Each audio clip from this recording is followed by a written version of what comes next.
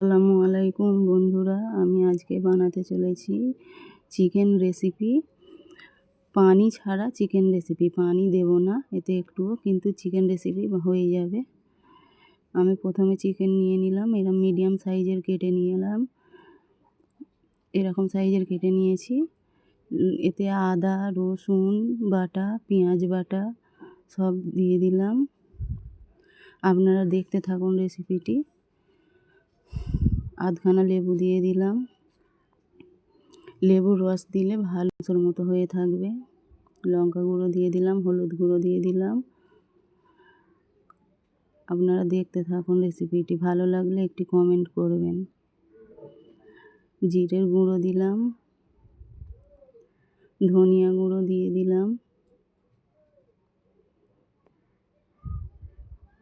গোলমরিচের গুঁড়ো দিলাম, সব মশলা দিয়ে, গরম মশলা গুঁড়ো দিলাম, সব মশলা দিয়ে দই দিয়ে দিলাম 2 চামচের মতো। ভালোভাবে হাতে মাখিয়ে নেব রেসিপিটি, যাতে করে মশলাগুলো এতে ঢোকে ইয়ের মধ্যে, রেসিপিটির মধ্যে।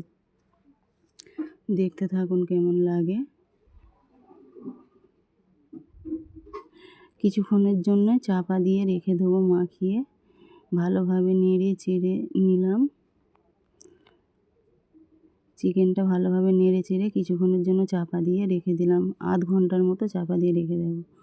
এদিকে গ্যাসে কড়াইয়ে তেল গরম করে দালচিনি এলাচ মুখ ফাটিয়ে দিয়ে দিলাম, তেজপাতা দিয়ে দিলাম। আপনাদের যদি ভালো লাগে একটি শেয়ার করবেন। পেঁয়াজ হাতে ভেঙে নিলাম, পেঁয়াজ কাটা। দেখুন একবার খুলে দেখাচ্ছি কেমন পানি ছেড়ে দিয়েছে।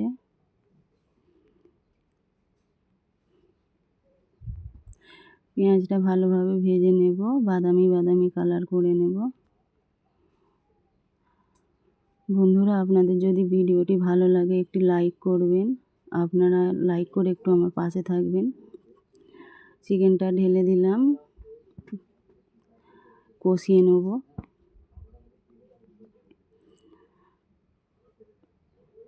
এতে একটুও পানি দিতে লাগবে না, ভালোভাবে কষিয়ে নিলে তেল বের হবে এর মধ্যে। চাপা দিয়ে দিলাম কিছুক্ষণের জন্য, 15 মিনিটের মতো। আবার খুলে আবার কষিয়ে নেব ঢাকাটা খুলে।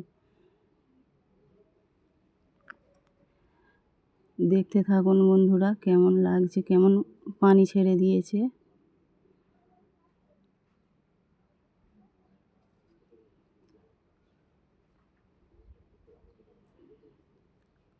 আবার চাপা দিয়ে দিলাম ঢাকনা।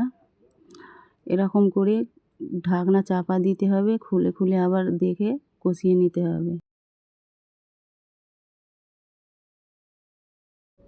এবারে চিকেনটা সেদ্ধ হয়েছে কি একটু হাত দিয়ে টিপে দেখে নিলাম।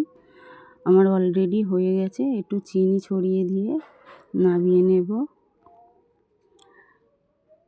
গরম মশলা দেব, দিয়ে নামিয়ে নেব। হয়ে গেছে আমার চিকেন রেসিপি। আপনারা একটু আমার পাশে থাকবেন। আমি খুব অসহায়, মানে কি বলবো, অনেক কষ্ট করে করি। আপনাদের যদি ভালো